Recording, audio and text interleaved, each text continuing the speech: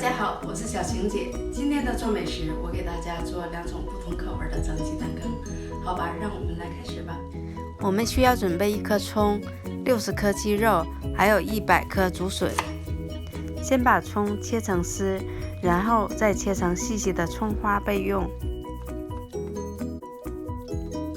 现在我们把竹笋切成颗粒状，竹笋可以用新鲜的竹笋，也可以用罐装的，我用的是罐装的笋片，这样用起来很方便。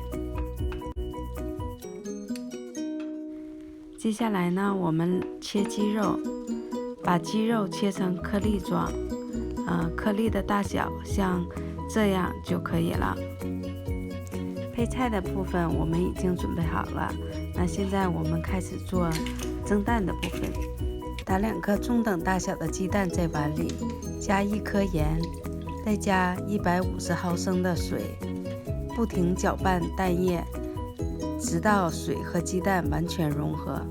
撇净蛋液上的浮沫，然后用塑料薄膜把鸡蛋液盖好，然后用牙签扎几个洞，方便蛋液更好的透气。现在我们来做第2种蒸蛋的方法，在蛋液中加1颗盐，再加1颗鸡精，再加入150毫升的水。蛋液打好后，撒上1层葱花，把蛋液包好，准备上锅蒸。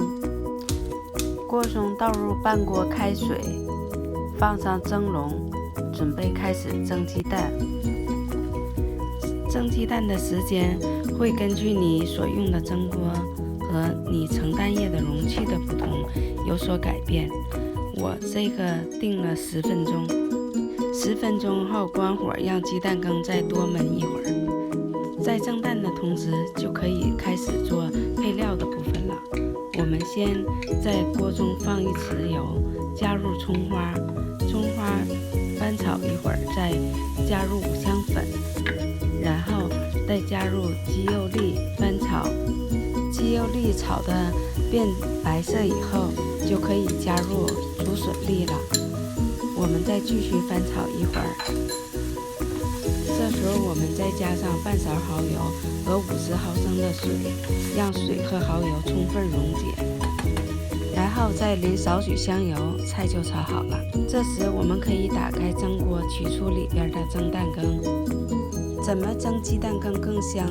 水和蛋的比例很重要，蒸出来的蛋羹才会蛋香浓郁，口感滑嫩。吃的时候可以再淋上少许生抽和香油。现在2种鸡蛋羹我们已经都蒸好了。首先让我们先尝尝这种加了盐、鸡精还有葱花的鸡蛋羹，味道怎么样吧？看这鸡蛋羹蒸得很好，很软嫩。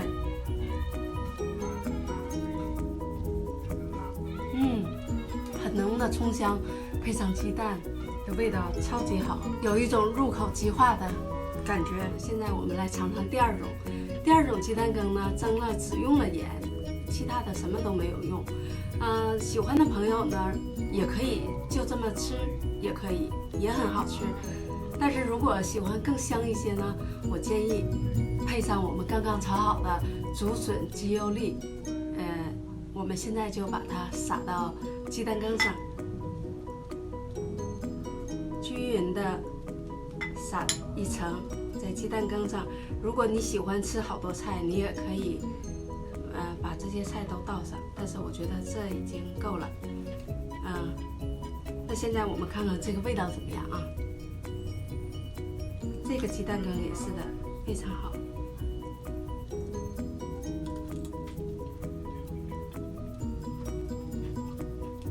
这个真的好吃，我喜欢。